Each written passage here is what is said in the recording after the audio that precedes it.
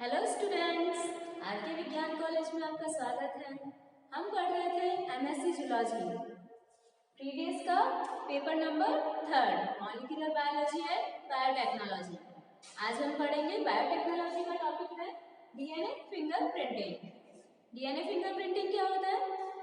जो हम आइडेंटिफाई करते हैं, डीएनए के आइडेंटिफाई करने के लिए हम जो टेक्निक को यूज में लेते हैं उसको हम बोल रहे हैं डीएनए फिंगरप्रिंटिंग। जैसे कि क्राइम स्पॉट, ये तो सब जानते हैं कि हाँ, क्राइम स्पॉट पे जो भी मिलता है, हेयर्स मिल गया, नेल्स मिल गया, तो उसके लिए हम क्या यूज में ले रहे हैं? डीएनए फिंगरप्रिंटिंग यूज में ले रहे हैं। क्यों? आइडेंटिफाई करने के लिए कि ये किसका है, किस किस पर्सन का ये डीएनए है, उसके लिए हम कौन सी टेक्निक यूज में ले रहे हैं? DNA fingerprinting. डीएनए फिंगरप्रिंटिंग बहुत सारे क्रिमिनल केसेस में भी यूज में किए जाते हैं। क्रिमिनल केसेस, चोर को पकड़ने के लिए, थीव्स के लिए, रैपिस्ट के लिए, बहुत सारे क्राइम स्पॉट पे डीएनए फिंगरप्रिंटिंग का यूज किया जाता है। जैसे कि कहीं गए, मर्डर हो गया, मर्डर होने पे हमें ब्लड का सैंपल मिला। अब ब्लड के सैंपल को देख के उसका आइडेंटिफाई करके हम ये पता लगा सकते हैं कि ये किसका ब्लड सैंपल है। उसके चांसेस क्या है कि है ना, ये किस पर्सन का ब्लड सैंपल है। तो ये किस टेक्निक से हम यूज में लेंगे? DNA fingerprinting. डीएनए फिंगरप्रिंटिंग किसने किया था? एलेक्स ज़ैपने ने। एलेक्स ज़ैपने ने ये टेक्निक दी कि जिस तरह से हम रैपिस्ट या फिर किसी भी क्रिमिनल केसेस के अंदर, मर्डर के अंदर, मर्डरर को हम क्राइम स्पॉट पे जाके पकड़ सकते हैं। ठीक है, तो हम देखेंगे आज डीएनए फिंगरप्रिंटिंग की टेक्निक क्या होती है, किस तरह से हम ये डीएनए फिंगरप्रिंटिंग का यूज में लेते हैं। तो क्या है ये DNA fingerprinting? The application of molecular biology, molecular biology की एक एप्लीकेशन है जो फॉरेंसिक साइंस के अंदर यूज में ली जाती है। फॉरेंसिक साइंस, फॉरेंसिक साइंस मतलब कि हाँ ठीक है, वो टेस्ट होने के लिए गए, क्राइम स्पॉट पे हमें, सपोज ये है पर्सन, ठीक है, इसने किसी लेडी का, इसके हाथ में है नाइफ है, इसने क्या किया, इस लेडी को किल कर दिया। किल करने के बाद क्या हुआ, ये यहां से चला गया। लेकिन जब किल किया तो हाथापाई भी हुई। हाथापाई होने से क्या हुआ, ये जो इसका ब्लड सैंपल है, कुछ ब्लड सैंपल या फिर हेयर का एक टुकड़ा भी यहाँ पे पुलिस या फिर किसी को भी मिल गया। ठीक है, पुलिस को मिल गया। अब ये जो है ब्लड सैंपल है, ब्लड सैंपल को हम लेके गए फॉरेंसिक लैब के अंदर। फॉरेंसिक लैब में लेके गए, फॉरेंसिक लैब में जाने के बाद में क्या हुआ, फॉरेंसिक लैब में जाने के बाद ये हुआ कि हमने इसको, इस छोटे से अमाउंट को, छोटे से डीएनए के सैंपल को, छोटे से डीएनए सैंपल से है ना कोई टेस्ट तो हो नहीं सकते, तो हमें इसके अमाउंट को इंक्रीज करना है। तो पहले कौन सा टेक्निक आई है? PCR, polymerase chain reaction. Polymerase chain reaction से क्या करेंगे, इंक्रीज करेंगे, डीएनए के अमाउंट को इंक्रीज करेंगे, इसके अमाउंट को एम्पलीफाई करेंगे। एम्पलीफाई करने के बाद में हम यूज में लेंगे डीएनए फिंगरप्रिंटिंग। डीएनए फिंगरप्रिंटिंग से क्या होगा,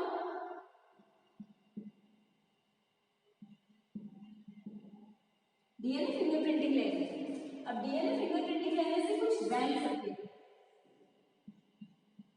अब बैंड्स अपीयर हुए, अब क्या होगा, अब हमें कुछ 4 पर्सन है, इन पे हमें डाउट हुआ, 3 पर्सन है, इन्हें हमें डाउट हुआ कि हाँ शायद इसने मर्डर किया होगा।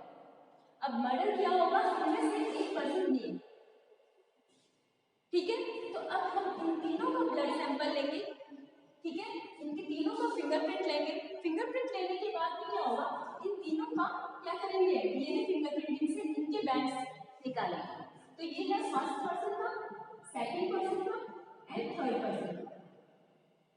ठीक है, और थर्ड पर्सन का लेने के बाद में हम इन्हें कंपेयर करेंगे। कंपेयर कैसे करेंगे, सपोज फर्स्ट पर्सन के इस तरह से बैंड है,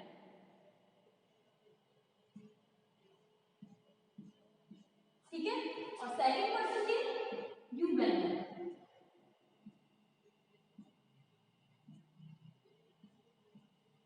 थर्ड के यू आए, तो ये सबसे ज्यादा किससे मैच कर रहा है, जो हमारा हैंड स्पोर्ट पे जो बैंड मिले हमें, वो बैंड अभी मैं बताऊंगी ये किस चीज के बैंड है, कहाँ हम जेल लेंगे, जेल इलेक्ट्रोफोरेसिस करेंगे, तो ये किस चीज के बैंड है ये अभी हम आगे पढ़ेंगे, ठीक है।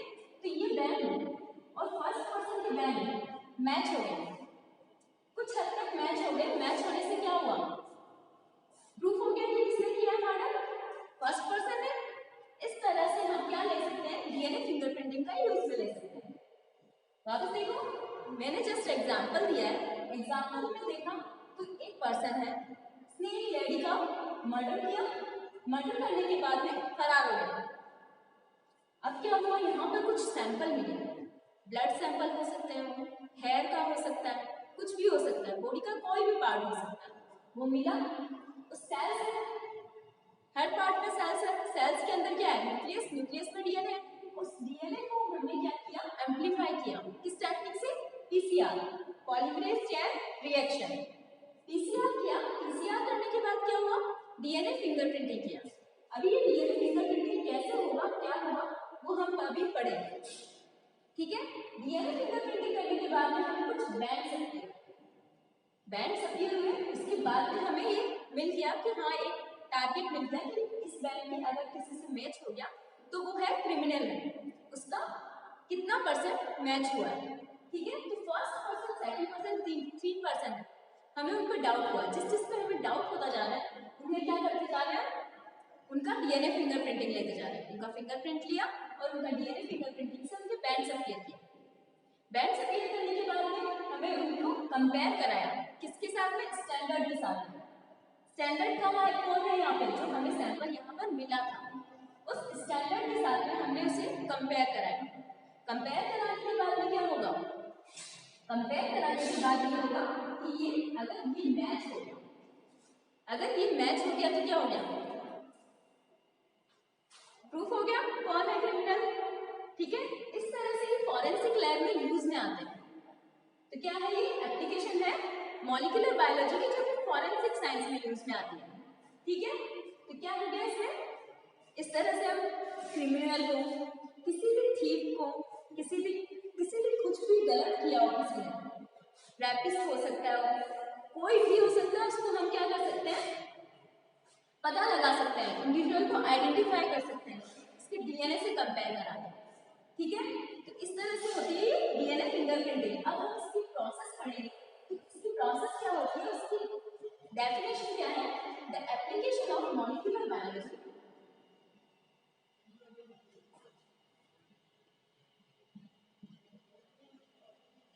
The application of molecular biology in forensic science,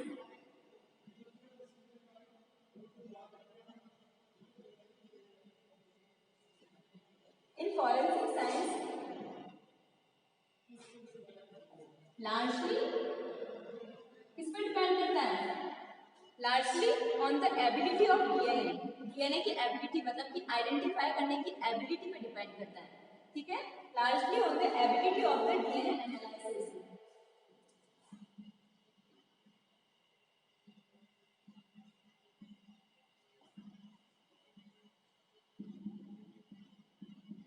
DNA analysis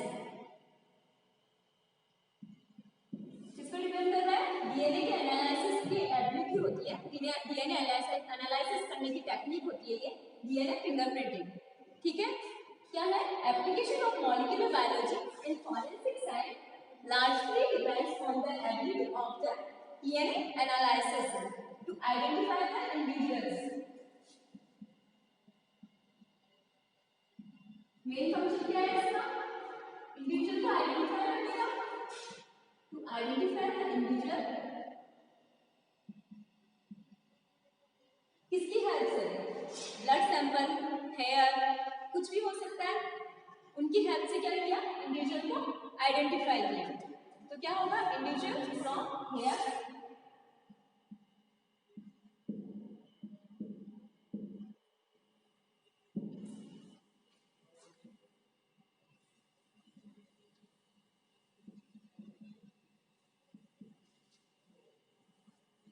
hairs blood stains and other items.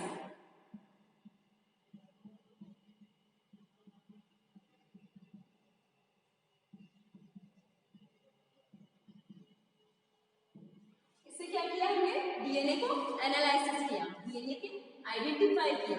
किससे? जो इंडिविजुअल का हेयर है, ब्लड स्टैंड मिला या फिर कुछ भी अदर स्टैंड कुछ भी मिला, ठीक है, हेयर मिल गया, उससे क्या हो गया? इंडिविजुअल को आइडेंटिफाई कर लिया। किस इंडिविजुअल को आइडेंटिफाई किया? किससे? डीएनए का एनालिसिस करके। तो ये है डीएनए फिंगरप्रिंटिंग की डेफिनेशन, ठीक है। और ये किसने किया था? डिस्कवर किसने किया था? एलेक्स ज़ैफिरी।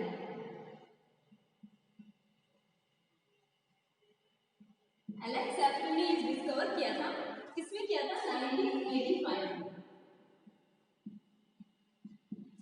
1985 में एलेक्स ज़ैफिरी ने किसका डिस्कवर किया था? डीएनए फिंगरप्रिंटिंग की टेक्निक को, ठीक है। डीएनए फिंगरप्रिंटिंग की टेक्निक को किसने डिस्कवर किया है? एलेक्स ज़ैफिरी ने।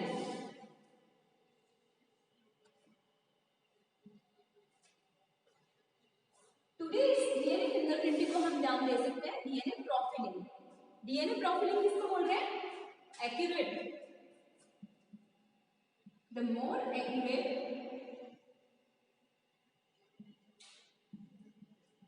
the more accurate term for procedure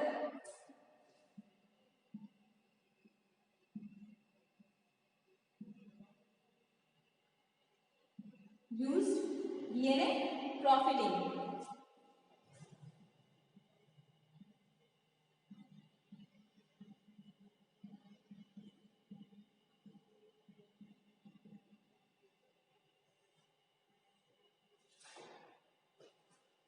क्या नाम दिया है? DNA profiling. डीएनए फिंगरप्रिंटिंग की डेफिनेशन समझ में आ गई? क्या होती है? जो इंडिविजुअल को आइडेंटिफाई कर रहे हैं, किससे? डीएनए के, उसके डीएनए के एनालिसिस करके, डीएनए का एनालिसिस करके इंडिविजुअल को आइडेंटिफाई कर रहे हैं। किससे? जो ब्लड स्टैंड मिलते हैं, हेयर्स मिलता है, ठीक है, बॉडी का कोई भी पार्ट मिलेगा, उससे डीएनए को आइडेंटिफाई कर रहे हैं।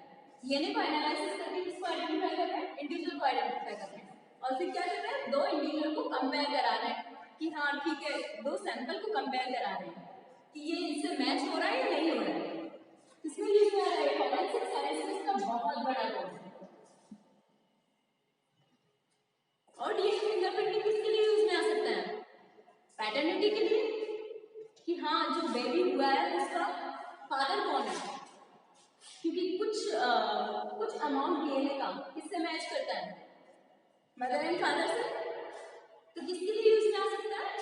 डीएनए फिंगरप्रिंटिंग पैटर्निटी के लिए यूज में आ सकता है, ठीक है।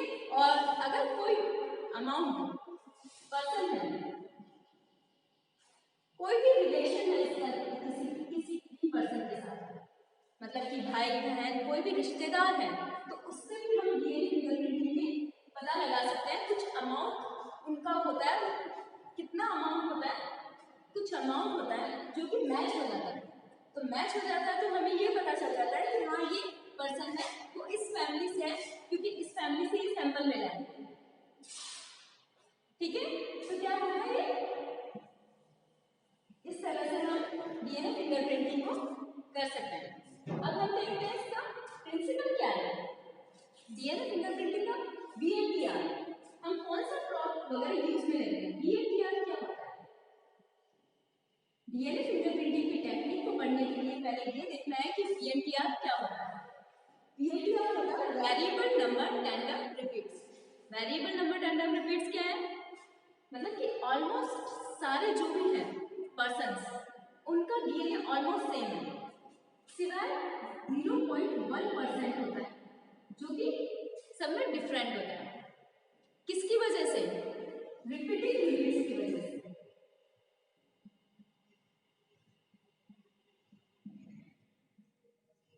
रिपीटिंग यूनिट्स की वजह से क्या होता है? डिफरेंट होता है। जो भी पर्सन है उनका क्या होगा? 0.1% डिफरेंट होगा ही होगा, ठीक है। तो क्या होगा कि ये क्या है? रिपीटिंग यूनिट्स है। रिपीटिंग यूनिट्स क्या है? जैसे कि कोई न्यूक्लियोटाइड की सीक्वेंस है ए G P C T G सी जी, इस तरह से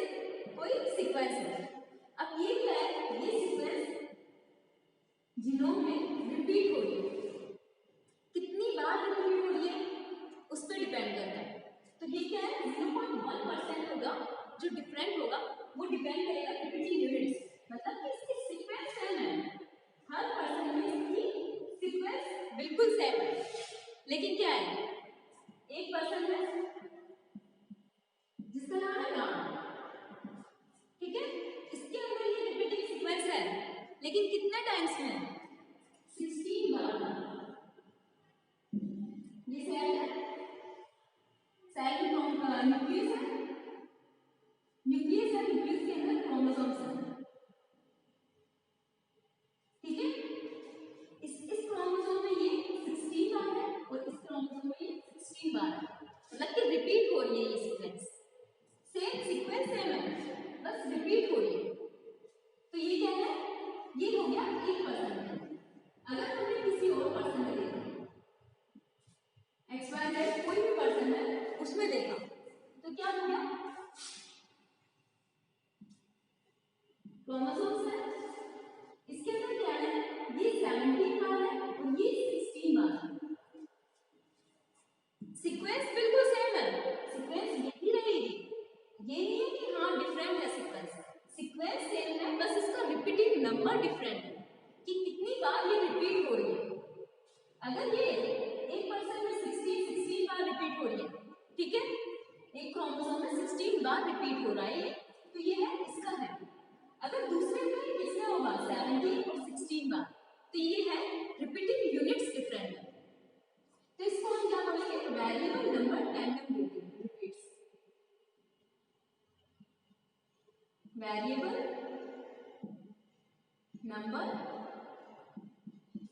टैंडम रिपीट्स।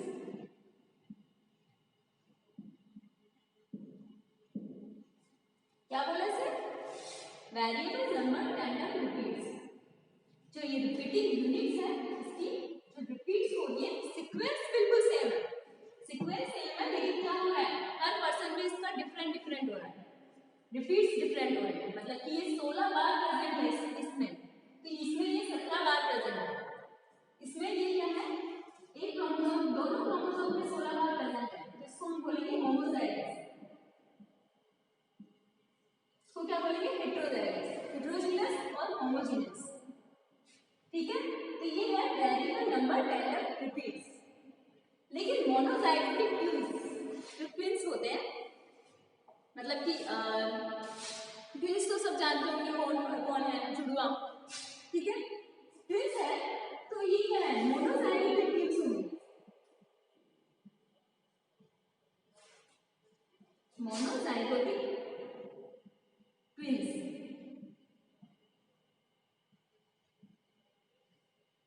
मोनोजाइगोटिक ट्विंस क्या होता है, जो एक ही एग से मिलकर बने हुए होते हैं, मतलब कि लेडी है, उनकी हर मंथ में एक प्रोड्यूस होते हैं, तो एक ही एग से क्या होते हैं, प्रोड्यूस होते हैं, दो ट्विंस प्रोड्यूस होते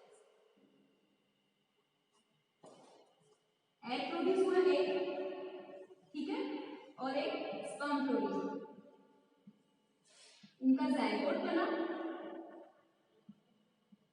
जायगोट बनने के बाद में दो मोनोजाइगोटिक ट्विंस मिले।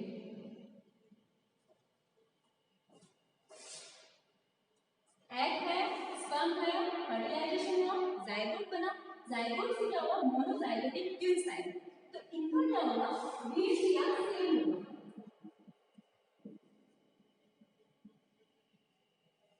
मतलब कि ये जितनी बार इसमें रिपीट हो रहा है उतनी बार दूसरे दूसरे ट्विंस में भी रिपीट होगा। मोनोजाइगोटिक ट्विंस क्या है, जो कि एक ही एग से प्रोड्यूस हो रहे हैं, उसको क्या बोलेंगे, एक ही एग से दो ट्विंस प्रोड्यूस हो रहे हैं, उसको क्या बोला हमने, मोनोजाइगोटिक ट्विंस।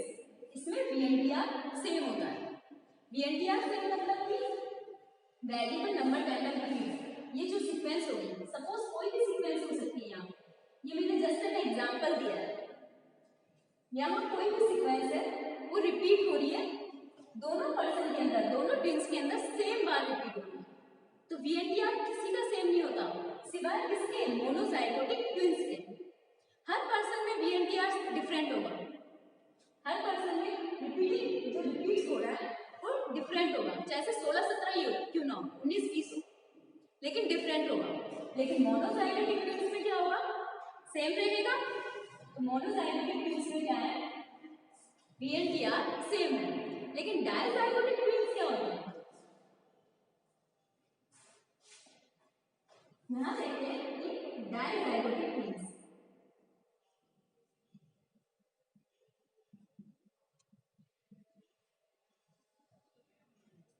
डाइजाइगोटिक ट्विंस क्या हो रहे हैं?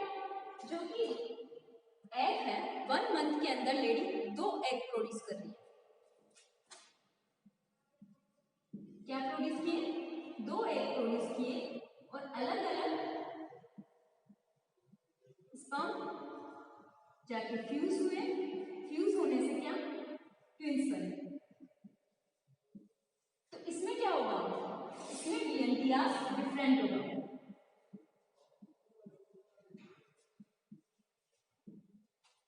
डीएनटीआर किसमें डिफरेंट हो रहा है? डाइजाइगोटिक ट्विंस के अंदर। मोनोजाइगोटिक ट्विंस के अंदर क्या होगा? मोनोजाइगोटिक ट्विंस में एग लिया, स्पर्म, फर्टिलाइजेशन हुआ, जाइगोट बना। जाइगोट बनने के बाद में क्या हुआ?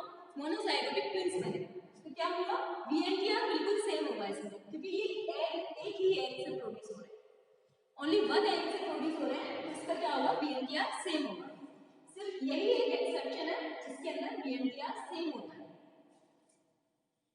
और क्या होगा? Dizygotic twins. डाइजाइगोटिक ट्विंस क्या है? 2 एग प्रोड्यूस कर लिए 1 मंथ के अंदर लेडी, और क्या हुआ? फर्टिलाइजेशन हुआ। फर्टिलाइजेशन होने के बाद में जो ट्विंस बने वो डाइजाइगोटिक ट्विंस है। 2 जाइगोट से मिलकर बने, तो क्या हो जाएगा? डीएनटीआर डिफरेंट हो जाएगा इसका। इसमें डीएनटीआर सेम है और इसमें क्या होगा? डीएनटीआर डिफरेंट होगा। तो ये क्या है?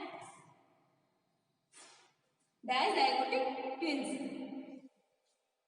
अब हम देखते हैं कि ये प्रोसेस होती कैसे है। डीएनए फिंगरप्रिंटिंग की जो प्रोसेस हो रही है, उसमें जो डीएनए फिंगरप्रिंटिंग में जो स्टेप्स आ रही है, हम लैब में ले जाके क्या करेंगे ऐसा कि हमें ये बैंड्स अपीयर होंगे। और बैंड्स कहाँ अपीयर होंगे? कौन सा प्रॉब हम यूज करेंगे? प्रॉब क्या होता है? ठीक है, तो अब हम देखते हैं डीएनए फिंगरप्रिंटिंग हो रही कैसे है। ठीक है,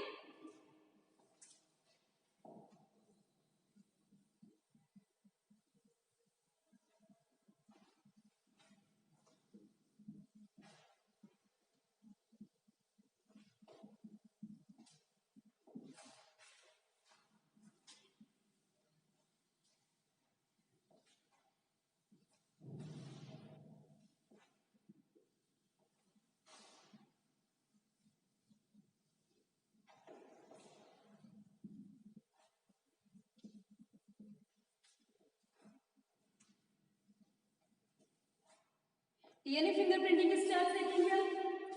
ठीक है, अब इसमें देखते हैं डीएनए फिंगरप्रिंटिंग। डीएनए फिंगरप्रिंटिंग में हमने क्या किया? पहले हम डायग्रामेटिकली देखते हैं। फर्स्ट स्टेप,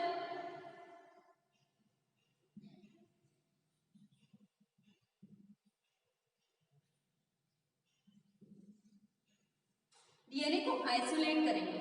फर्स्ट स्टेप में क्या है? डीएनए को आइसोलेट। तो फर्स्ट स्टेप में क्या करेंगे? Isolation of DNA. जो हमारा सैंपल मिला है हमें, उसमें सेल्स है। अब उस सेल्स से हमें क्या करना है? डीएनए को आइसोलेट करना है, डीएनए को अलग करना है। ठीक है, तो फर्स्ट है आइसोलेशन ऑफ डीएनए।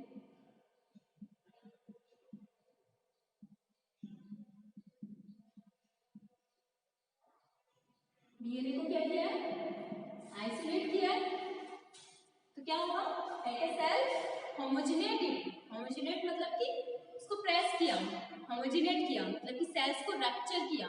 सेल्स को रैप्चर करने के बाद में क्या किया हमने? न्यूक्लियस को आइसोलेट किया। न्यूक्लियस को आइसोलेट करने के बाद में क्या किया? न्यूक्लियस के अंदर क्या है? क्रोमोसोम्स प्रेजेंट है। क्रोमोसोम्स में डीएनए और प्रोटीन्स दोनों प्रेजेंट है, हिस्टोन नॉन हिस्टोन। तो हमने क्या किया? उसमें प्रोटीन्स को रिमूव कर दिया। हमारे पास डीएनए आ गया। तो क्या किया? Take a cell and होमोजिनेट।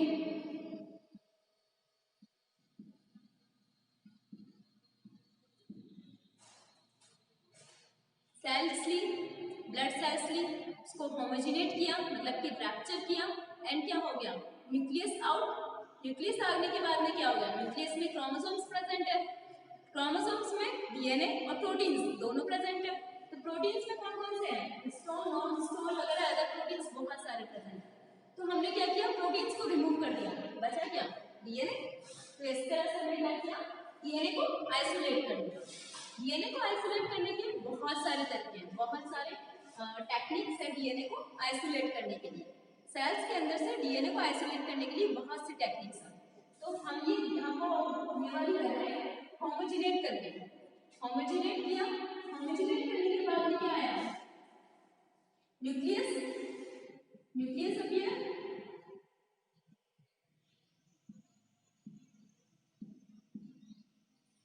Nucleus appear होने के बाद में क्या हुआ, न्यूक्लियस के अंदर क्या प्रेजेंट है, क्रोमोसोम्स, क्रोमोसोम्स प्रेजेंट है।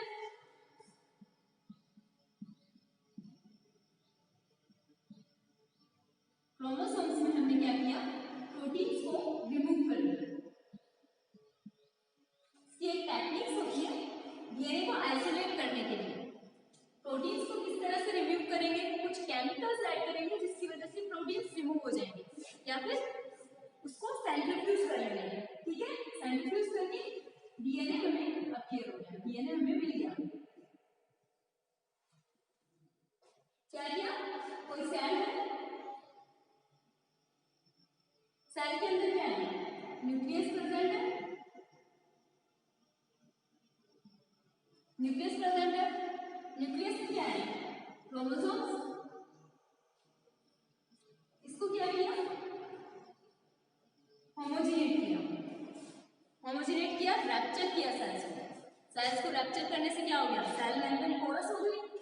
न्यूक्लियस को निकाला, न्यूक्लियस को निकालने के बाद में, न्यूक्लियस को लेने के बाद में, ये कैसे निकाल रहे हैं, ऐसे नहीं है, सेंट्रीफ्यूज करके निकालना है, सेल सेपरेशन से निकालना है। न्यूक्लियस ले लिया, न्यूक्लियस से क्या हुआ, न्यूक्लियस के अंदर क्रोमोसोम्स प्रेजेंट है, यूक्रोमेटिन, यूट्रोक्रोमेटिन, किससे बन गए, प्रोटीन्स और डीएनए। तो क्या किया, उसमें प्रोटीन्स को रिमूव कर दिया, स्टोन है, नॉन स्टोन है, बहुत सारे जो प्रोटीन्स हैं उनको रिमूव कर दिया। तो हमें क्या हुआ, डीएनए मिल गया। किस तरह से रिमूव किया, सेंट्रीफ्यूगेशन प्रोसेस से, सेल सेपरेशन की प्रोसेस है। तो क्या हुआ, फर्स्ट स्टेप में हमने डीएनए को आइसोलेट कर लिया, जो हमें ब्लड सेल्स मिली थी उससे हमने डीएनए को आइसोलेट कर लिया। अब क्या हुआ, सेकंड स्टेप में हमने क्या किया, डीएनए बहुत बहुत बड़ा डीएनए, अब उसको क्या करेंगे, कट करेंगे। ठीक है, रेस्ट्रिक्शन एंडोन्यूक्लियस एंजाइम से cut the DNA with restriction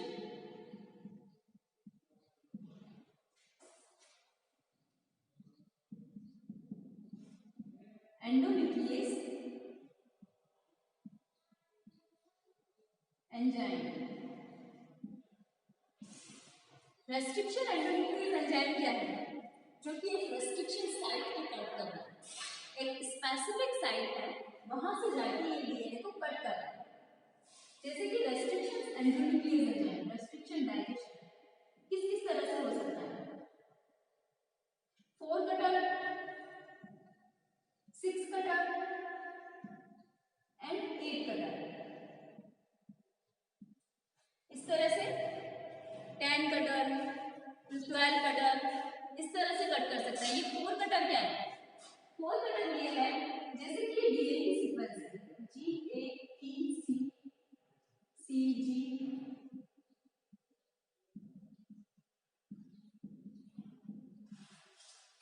ठीक है। 4 कटर का मतलब क्या है, इसने यहां से डीएनए को कट किया, यहां से डीएनए को कट करने के बाद में ये चार न्यूक्लियोटाइड को छोड़ के वापस कट करेगा। फिर क्या करेगा, फिर 4 न्यूक्लियोटाइड को छोड़ के वापस कट करेगा। 4 न्यूक्लियोटाइड, 4 कटर का मतलब क्या है, रेस्ट्रिक्शन एंडोन्यूक्लियस 4 कटर। 4 कटर हम जब यूज में ले रहे हैं तो डीएनए के जो स्ट्रैंड है, डीएनए की जो स्ट्रैंड है उसके अंदर न्यूक्लियोटाइड्स है। न्यूक्लियोटाइड्स में जब अगर 4 न्यूक्लियोटाइड्स के बाद में, हर 4 न्यूक्लियोटाइड्स के बाद में हम कट कर रहे हैं तो इसको हम क्या बोलेंगे, 4 कटर। अगर हम इसे 4 कटर से कट नहीं कर रहे हैं, हम इसे किससे कट कर रहे हैं, 6 कटर से कट कर रहे हैं, तो कितने 1 2 3 4 5 6 यहां से कट कर रहे हैं, 1 2 3 4 5 6 यहाँ से कट करेंगे। तो क्या है 4 कटर 6 कटर 8 कटर, जितने न्यूक्लियोटाइड्स को हम कितने न्यूक्लियोटाइड्स के बाद में हम उसको कट कर रहे हैं डीएनए को, उस पर डिपेंड कर रहा है। 4 कटर अगर हमने यूज में लिया तो 4 न्यूक्लियोटाइड्स के बाद में ये कट कर देगा। अगर 6 कटर यूज में लिया तो 6 न्यूक्लियोटाइड्स के बाद में ये कट कर देगा। ठीक है,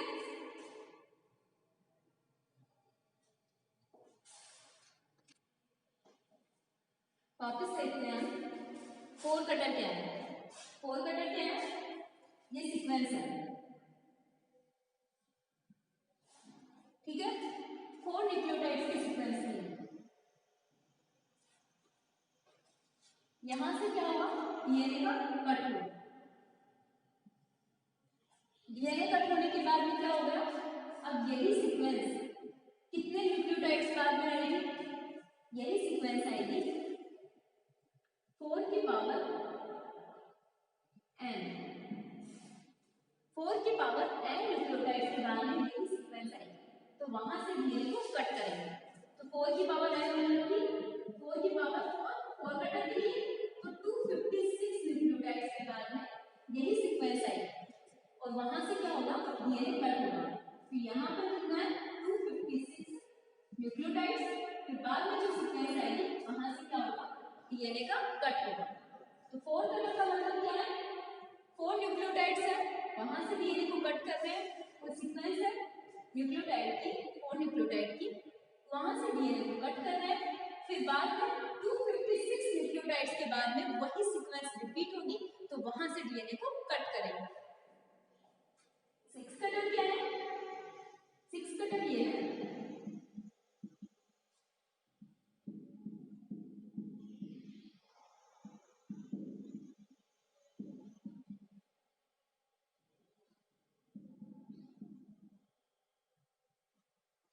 सिक्स कटर क्या है, 6 न्यूक्लियोटाइड है, 1 2 3 4 5 6 6 न्यूक्लियोटाइड है, यहाँ से डीएनए को कट करेंगे।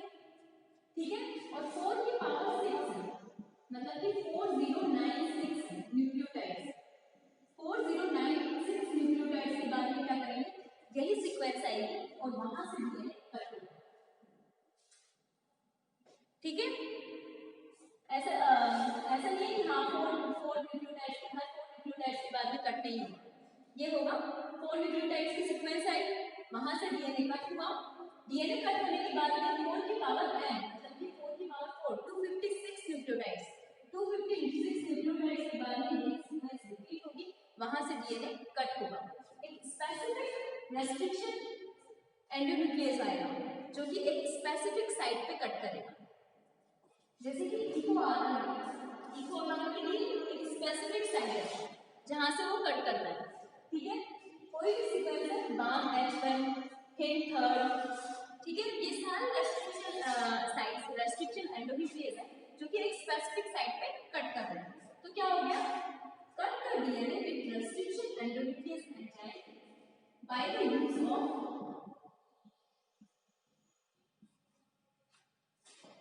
4 कटर और 6 कटर। 4 कटर या 6 कटर दोनों हम यूज में ले सकते हैं।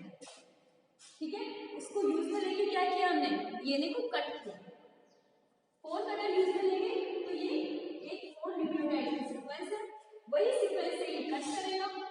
कट करने के बाद में क्या होगा, 256 न्यूक्लियोटाइड के बाद में वापस सीक्वेंस आएगी, वहां से डीएनए को कट करेगा। फिर 256 न्यूक्लियोटाइड के बाद में वो सीक्वेंस आएगी, वहां से डीएनए को कट करेगा। इस तरह से क्या होगा, 4 कटर डीएनए को कट करेगा। हम इसकी जगह 6 कटर भी यूज में ले सकते हैं। 6 कटर में क्या करेगा, 6 न्यूक्लियोटाइड की एक कॉन्सोनेंट सीक्वेंस है, ठीक है, एक स्पेसिफिक रेस्ट्रिक्शन एंडोन्यूक्लियस आके वहां से कट करेगा। कट करने के बाद में क्या होगा, 4096 न्यूक्लियोटाइड्स के बाद में वापस कोई सीक्वेंस आएगी और वहां से वो कट करेगा। ठीक है, तो ये क्या है, 6 कटर। इसी तरह से 8 कटर है। 8 कटर क्या किया, 8 न्यूक्लियोटाइड्स की कॉन्सोनेंट सीक्वेंस है, ठीक है, कोई आया स्पेसिफिक उस सीक्वेंस के लिए, हर सीक्वेंस के लिए एक स्पेसिफिक रेस्ट्रिक्शन एंडोन्यूक्लियस है, आया वहां से कट किया। कट करने के बाद में क्या हुआ, 4 की पावर 8, मतलब 65536 न्यूक्लियोटाइड्स के बाद में क्या होगा, वापस वो सीक्वेंस आएगी और वहां से डीएनए को कट करेगा। ठीक है, तो हमने क्या किया, कट कर DNA with restriction and replication enzyme by the use of 4 cutter and 6 cutter.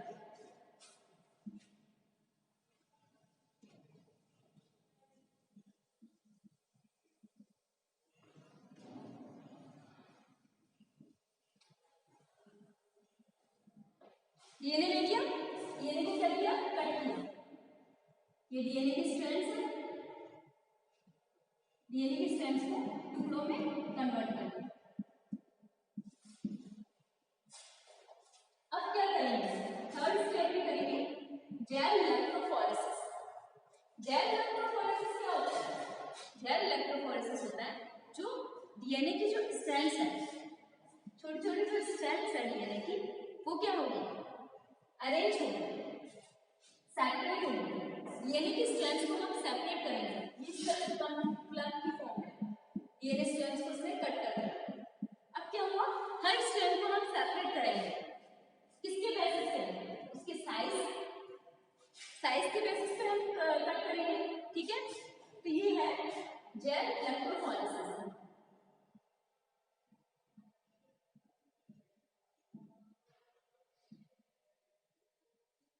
Gel electrophoresis is a technique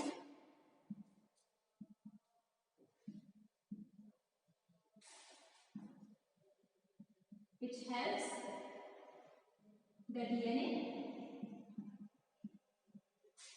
separation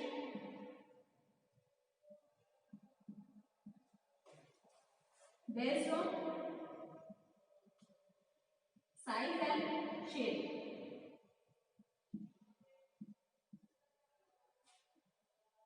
Size and shape and mass. इसके मॉलिक्यूलर वेट के अकॉर्डिंग क्या होगा, डीएनए का सेपरेशन होगा। कैसे होगा, जेल लिया,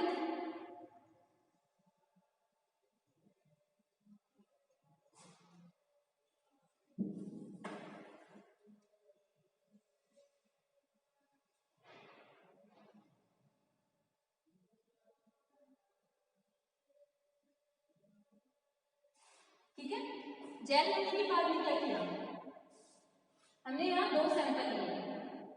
एक तो अभी हम स्टैंडर्ड का सैंपल ले रहे हैं, अभी हमने किसका डीएनए लिया है, किसकी सेल्स की है, स्टैंडर्ड की सेल्स की है। स्टैंडर्ड मतलब जो हमें क्राइम स्पॉट पे मिला है, जिसका हमें अननोन है कि किसका है, किस पर्सन का है।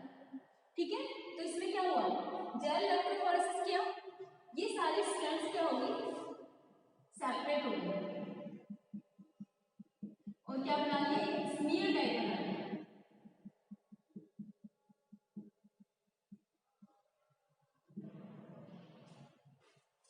क्या है, जेल इलेक्ट्रोफोरेसिस लिया हमने, यहाँ जेल को पास किया, जेल को पास करने के बाद में यहाँ पर हमने सैंपल को लोड किया, डीएनए सैंपल को लोड करने के बाद में डीएनए स्ट्रैंड्स है, यहाँ पर नेगेटिव चार्ज, यहाँ पर positive charge.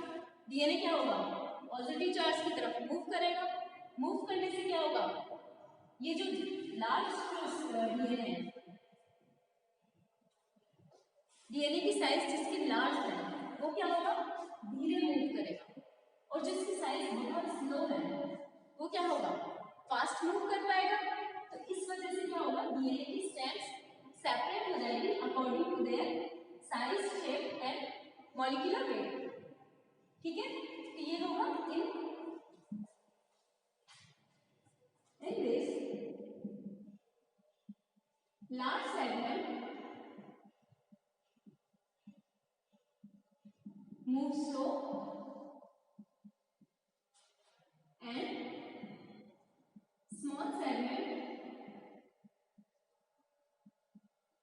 move fast and form smear।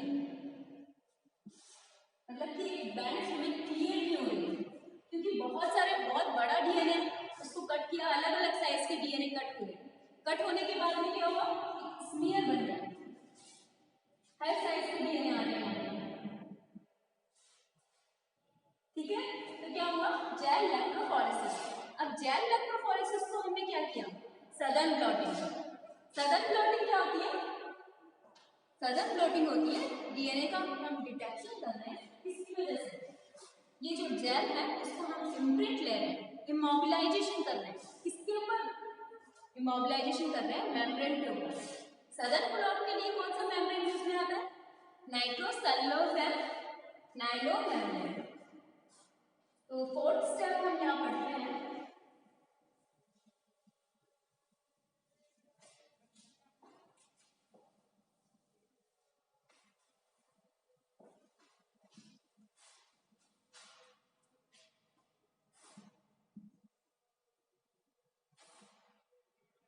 immobilization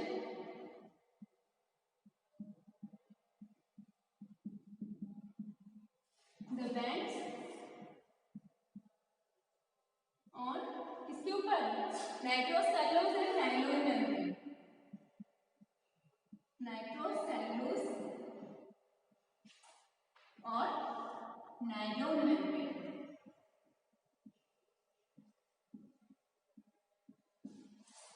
क्या किया, नाइट्रोसेलुलोज एंड नायलॉन मेम्ब्रेन के ऊपर क्या हुआ, इसके बैंड्स को अपीयर करेंगे। ये लिया जेल है, जेल के ऊपर क्या किया, मेम्ब्रेन लगा दिया। मेम्ब्रेन लगाने से क्या हुआ, ये जेल्स उसके ऊपर आ गए, जैसे कि ये है, यहाँ पर क्या लिया, फिल्टर पेपर, फिल्टर पेपर बिछा दिया। फिल्टर पेपर बिछाने के बाद में क्या किया, फिल्टर पेपर के ऊपर हमने रखा ये जेल, जो हम ये जेल इलेक्ट्रोफोरेसिस वाला है वो जेल है।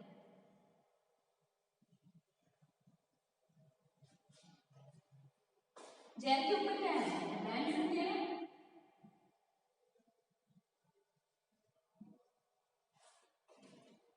अब इस जेल के ऊपर हमने क्या रख दिया, नाइट्रोसेलुलोज की मेम्ब्रेन।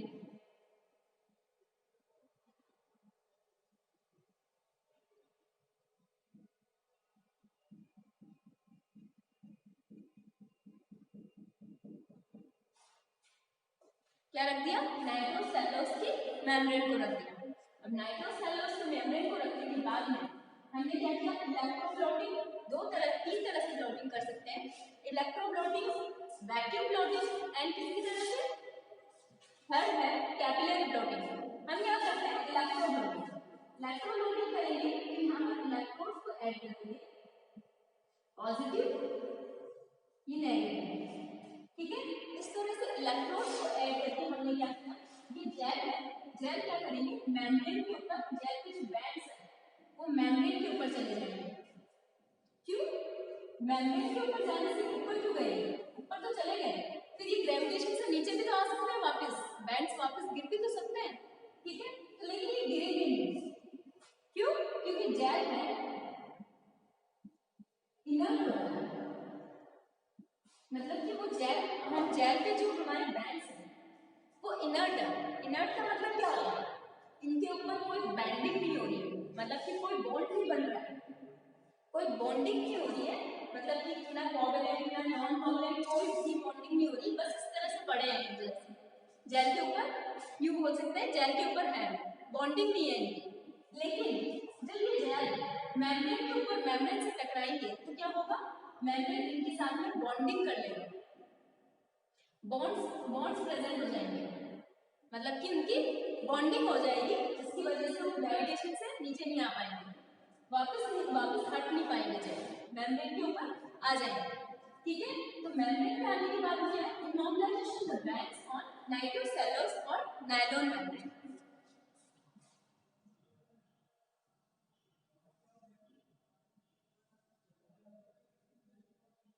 ये मेम्ब्रेन लिया, मेम्ब्रेन पे क्या लिया, ये बैंड्स मेम्ब्रेन के ऊपर आ गए,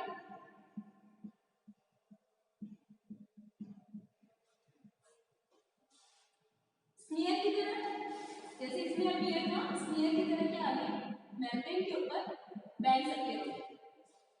अब क्या हुआ, ये जो डीएनए है वो डबल स्ट्रैंडेड है, किस फॉर्म में है, डबल स्ट्रैंडेड डीएनए। अब हमें इसको क्या करना है, सिंगल स्ट्रैंडेड डीएनए के अंदर कन्वर्ट करना है। सिंगल स्ट्रैंडेड डीएनए के अंदर कैसे कन्वर्ट करेंगे, डीएनए को हीट करने से।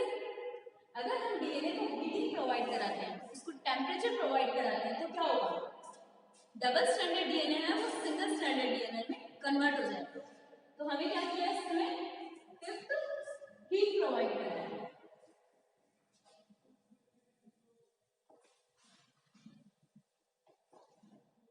फिफ्थ हमने दिया हीटिंग। हीटिंग करने से क्या हुआ, ये जो वैल्यू है डबल स्ट्रैंडेड डीएनए है वो किसमें कन्वर्ट हो गया, सिंगल स्ट्रैंडेड डीएनए के अंदर। अब सिंगल स्ट्रैंडेड डीएनए में आ गया। सिंगल स्ट्रैंडेड डीएनए में आने के बाद में हम क्या देंगे, इसको प्रोब देंगे। प्रोब क्या है, प्रोब सेगमेंट है, डीएनए का वो सेगमेंट है, मतलब कि जो VNTR हम प्रोब देते हैं, VNTR variable number tender repeats, आपको पता ही क्या होता है, वो सीक्वेंस जो सब में सेम है लेकिन उसकी रिपीटिंग यूनिट्स डिफरेंट है। तो क्या है, वेरिएबल नंबर टेंडर रिपीट्स। तो वेरिएबल नंबर टेंडर रिपीट्स में हमने क्या दिया, इसको प्रोब दिया। एक स्पेसिफिक प्रोब देंगे। सडन लर्निंग में क्या करते हैं, एक प्रोब डिजाइन करते हैं, उसका कॉम्प्लीमेंट्री प्रोब डिजाइन करते हैं और इसे प्रोब प्रोवाइड कर देते हैं। लेकिन क्या है, इसमें VNTR का प्रोब देंगे। VNTR प्रोब क्या है, जो यहाँ पर जो डीएनए प्रेजेंट है उसका कॉम्प्लीमेंट्री डीएनए, कॉम्प्लीमेंट्री प्रोब है। प्रोब क्या होता है, segment of the DNA that is complementary to the target DNA, जिसको हमें टारगेट करना है उसका कॉम्प्लीमेंट्री है, जिसको हमने कहाँ सिंथेसाइज किया, आर्टिफिशियली सिंथेसाइज किया। अब VNTR प्रोब को हमने क्या किया, रेडी लेवल या किया फ्लोरेसेंस। फ्लोरेसेंस के लिए या फिर क्या किया, रेडी लेवल कर दिया। VNTR प्रोब दिया। VNTR प्रोब सब में अलग अलग है, मतलब कि VNTR के नंबर अलग अलग है सब में, ठीक है। तो अब क्या होगा, VNTR प्रोब दिया,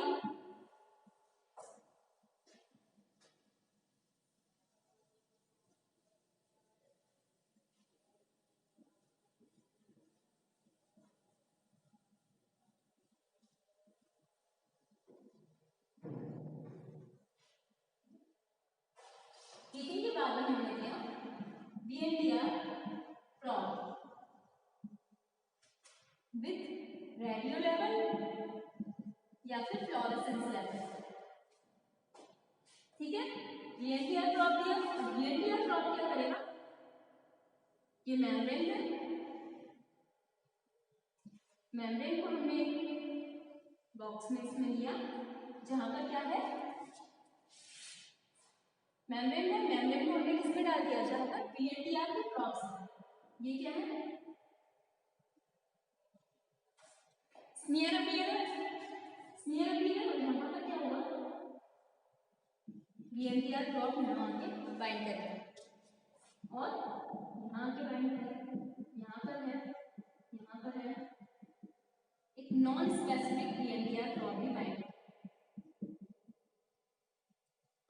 VNTR प्रोब है एक में और उसमें हमने क्या किया, मेम्ब्रेन को डाल दिया। मेम्ब्रेन को डालने से क्या हुआ, जो स्पेसिफिक एक VNTR प्रोब है वो क्या करेगा, इसके कॉम्प्लीमेंट्री स्ट्रैंड से जाके बाइंड कर जाएगा। सपोज यहाँ पर ये बाइंड करेगा और कहीं एक स्पेसिफिक जगह पर जाके बाइंड किया,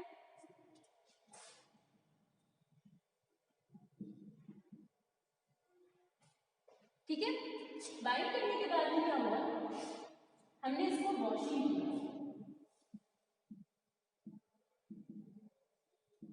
वॉशिंग करने से क्या हुआ, ये क्या है, non specific, non specific probe. ये क्या है, जो बाइंड कर चुका है वो है specific probe,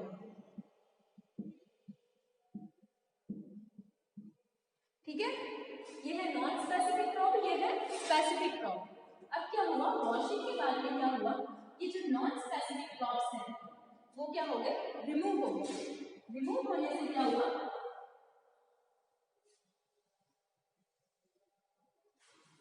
non specific probe क्या हो गए, रिमूव हो गए। रिमूव होने से क्या हुआ,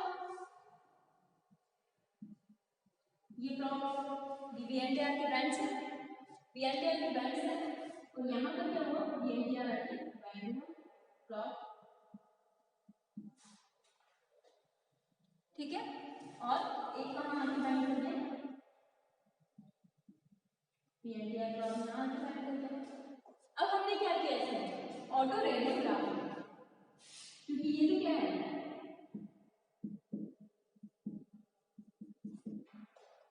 स्मीयर की फॉर्म में अवेलेबल है। अगर इसमें क्या दिया, फ्लोरेसेंस दे दिया, फ्लोरेसेंस दे दिया तो हमें कलर क्लियर हो जाएगा।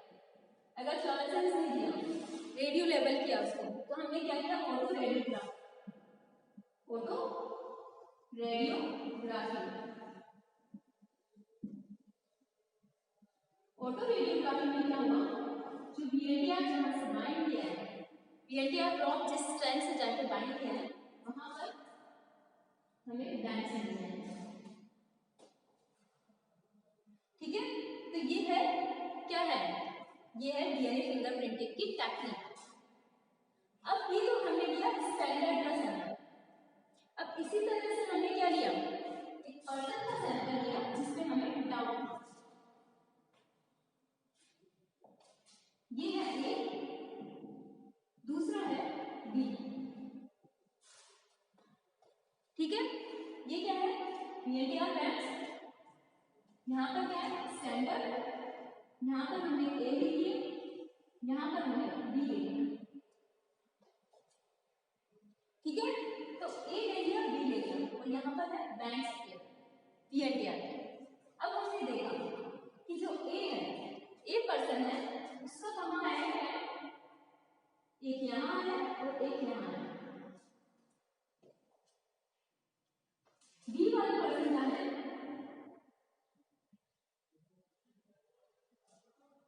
वो एग्जैक्ट यहाँ आया और यहाँ आया। तो क्या हुआ, क्लियर हो गया, क्यों, क्योंकि जो स्टैंडर्ड वाला वो मैच कर गया बी वाले सैंपल से। वीएनटीआर प्रोब मतलब कि यहाँ पर हम लिख सकते हैं ये 16 बार आती है, 16 बार रिपीट हुआ, समझने के लिए हमने लिख दिया कि ये वाला 16 बार का है, ये 16 बार रिपीट हुआ, ठीक है। और यहाँ पर दूसरे क्रोमोसोम में 17 बार रिपीट हुआ, ठीक है। यहाँ पर हम 17 लिखते हैं, यहाँ लिखते हैं 22, यहाँ पर लिखते हैं 17, ठीक है। तो यहाँ पर हमने देखा ये इसका आया 16 और इसका आया 24, और इसका एग्जैक्ट आया 22 और 17। समझने के लिए हमने लिखा कि एक क्रोमोसोम में इसका रिपीटेशन है 22 बार, दूसरे क्रोमोसोम में 17 बार रिपीटेशन, ए पर्सन में और बी पर्सन में इसका सेम आ गया। तो क्या हुआ, सेम आ गया, सेम आने से क्या हुआ कि जो स्टैंडर्ड वाला सैंपल है वो बी वाले का ही सैंपल है। एक और एग्जांपल हम देख सकते हैं इसमें,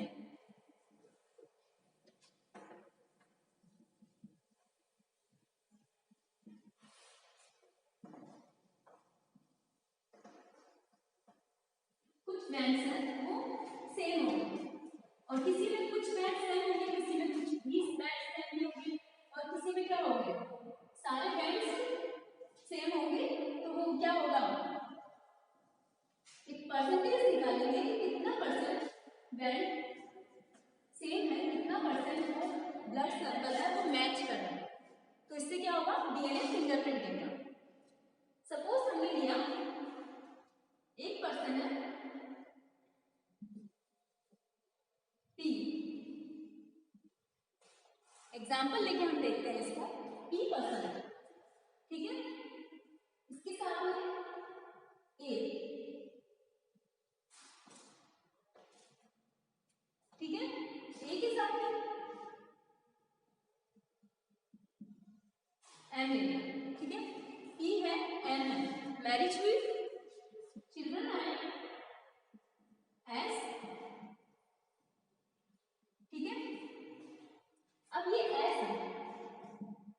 जो है सन, हमें पता लगाना है कि ये इन्हीं का सन है, मतलब कि पैटर्निटी का हमें पता लगाना है, पैटर्निटी पैटर्न हमें पता लगाना है। ठीक है, हो सकता है ये किसी और अदर पर्सन का हो, तो ये सन है जो हमें पैटर्निटी पता लगाना है, मतलब कि पिता का पता लगाना है। ठीक है, तो हमें ये पता लगाना है तो क्या होगा, हमने सन का सैंपल लिया, मदर का सैंपल लिया और इन दोनों का सैंपल लिया। ठीक है, और क्या हुआ, बैंड्स में देखा,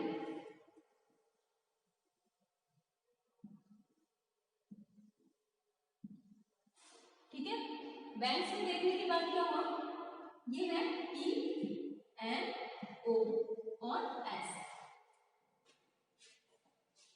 इस तरह से बैंड्स अपने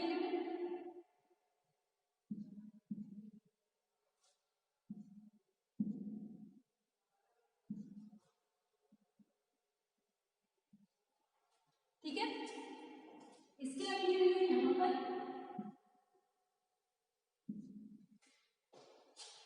ठीक है। अब देखा तो सन के बैंड्स देखें, सन के बैंड्स देखें तो ये हो गया मदर से, मतलब कि P से मैच हो रहा है, और दूसरा हुआ यहाँ पर और यहाँ पर,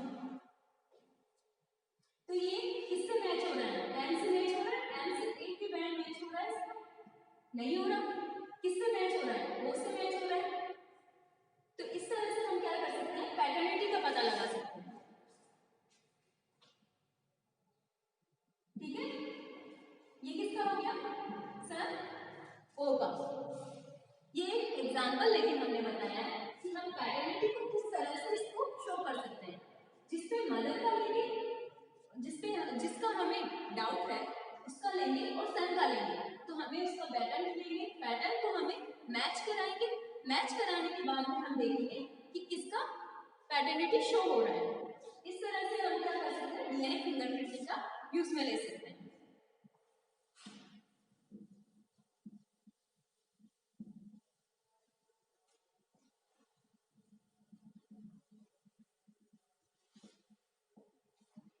ठीक है, इसमें क्या है, सबसे पहले क्या लिया, सैंपल लेने के बाद में हम पीसीआर करेंगे। पीसीआर क्यों कर रहे हैं हम, क्योंकि डीएनए का अमाउंट बहुत ज़्यादा स्मॉल अमाउंट में है, तो अमाउंट ऑफ डीएनए को इंक्रीज करने के लिए हम क्या कर रहे हैं, polymerase chain reaction. Polymerase chain reaction करने के बाद में हम क्या कर रहे हैं, डीएनए फिंगरप्रिंट। डीएनए फिंगरप्रिंटिंग में हमने क्या किया, डीएनए को आइसोलेट किया, उसे कट किया, कट करने के बाद क्या किया, जेल में लिया, जेल इलेक्ट्रोफोरेसिस, डीएनए के बैंड सब क्या हुए, सेपरेट हुए, सेपरेट होने के बाद में क्या हुआ, डीएनए के बैंड सेपरेट होने के बाद क्या किया हमने, उसको मेम्ब्रेन के ऊपर ले लिया, नाइट्रोसेलुलोज या नायलॉन मेम्ब्रेन। डीएनए के लिए हम कौन सी मेम्ब्रेन का यूज में लेते हैं, नाइट्रोसेलुलोज या नायलॉन मेम्ब्रेन। आरएनए के लिए कोई और बैंड होगा, प्रोटीन के लिए कोई और बैंड होगा, तो हमने डीएनए के लिए डीएनए के लिए कौन सा मेम्ब्रेन लिया, नाइट्रोसेलुलोज एंड नायलॉन मेम्ब्रेन लिया।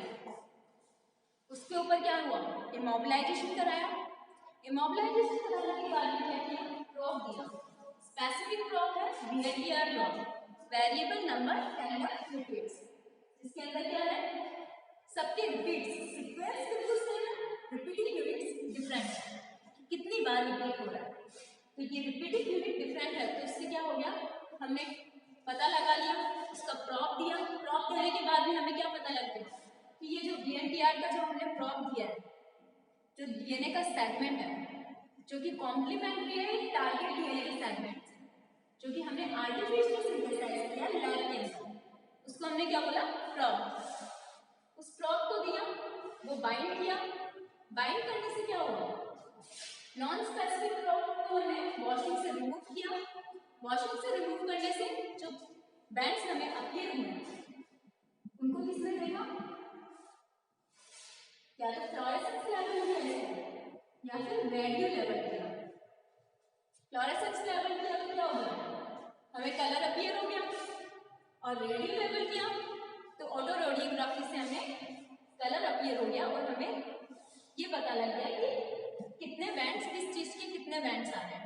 कैसे पे कैसे बैंड्स आ रहे हैं और उसको कंपेयर कर लिया लास्ट में किससे, स्टैंडर्ड से या किसी भी पर्सन से, अदर पर्सन से हमने उसको कंपेयर कर लिया। तो ये है डीएनए फिंगरप्रिंटिंग की प्रोसेस। डीएनए फिंगरप्रिंटिंग किसका एप्लीकेशन है, सदर्न ब्लॉटिंग। सदर्न ब्लॉटिंग की टेक्निक भी बिल्कुल सेम है, सदर्न ब्लॉटिंग भी हम इसी से कर रहे हैं। तो सदर्न ब्लॉटिंग कर रहे हैं, उसकी एप्लीकेशन को हम लेते हैं डीएनए फिंगरप्रिंटिंग, ठीक है। तो ये है डीएनए फिंगरप्रिंटिंग।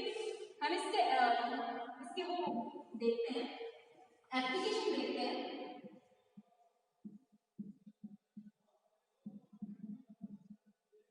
एप्लीकेशन देखते हैं। एप्लीकेशन में हम क्या करेंगे, आइडेंटिफिकेशन,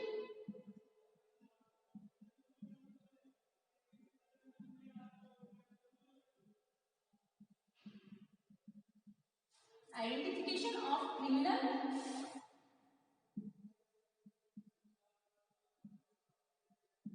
रैपिस्ट। किसको आइडेंटिफाई किया है, क्रिमिनल को, रैपिस्ट को, थीफ को,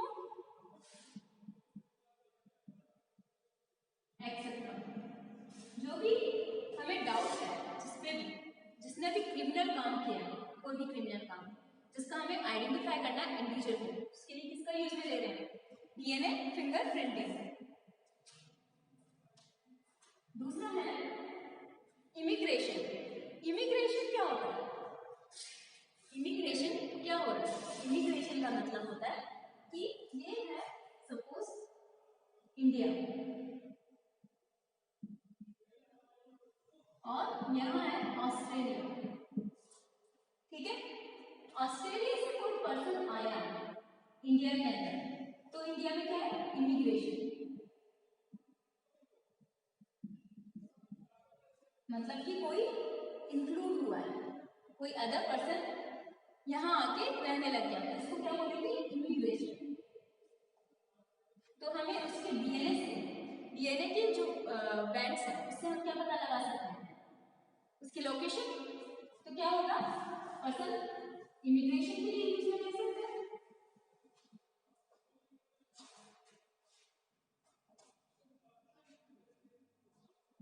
यूज इन इमिग्रेशन टेस्ट क्या है, इमिग्रेशन टेस्ट। एक और एग्जांपल देखते हैं, बासमती राइस।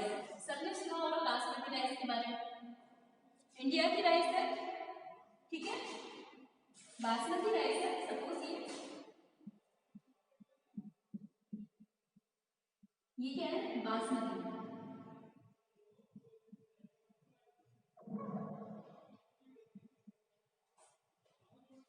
अब क्या हुआ, इसका किसी पर्सन अदर कंट्री ने क्या किया, इसका हाइब्रिडाइजेशन करा लिया। हाइब्रिडाइजेशन कराने से क्या हो गया,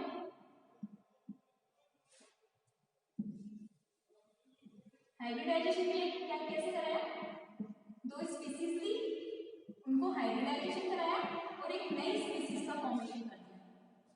तो ये क्या है, हाइब्रिड, और इसका नाम दे दिया चासमती, ठीक है। तो और चासमती देने के बाद में अब क्या हुआ, वो क्या करा, पेटेंसी के लिए गया, पेटेंसी के लिए जाने के बाद में क्या हुआ, अब हम देखेंगे कि इन दोनों में से पेटेंसी के लिए जाने के बाद में ये हुआ कि ये बासमती राइस से अपीयर हुआ, कैसे, डीएनए फिंगरप्रिंटिंग से। डीएनए फिंगरप्रिंटिंग की, यहाँ पे बासमती का देखा, यहाँ पर चासमती का देखा, डीएनए लिया, ठीक है, और बैंड्स देखे तो बिल्कुल सेम आए। सेम आने से क्या हुआ, ये इसी से अपीयर हुआ,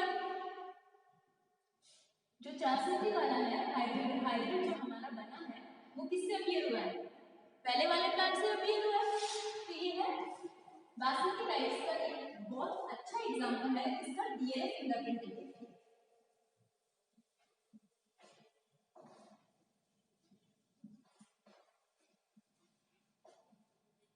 इमिग्रेशन टेस्ट के लिए यूज में लेते हैं, पैटर्निटी टेस्ट के लिए यूज में लेते हैं।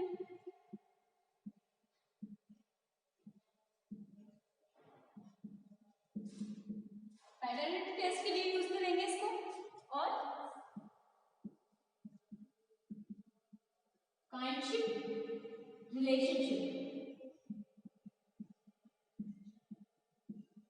के लिए हम इसको यूज में लेंगे। क्या है ये काइंडशिप रिलेशनशिप?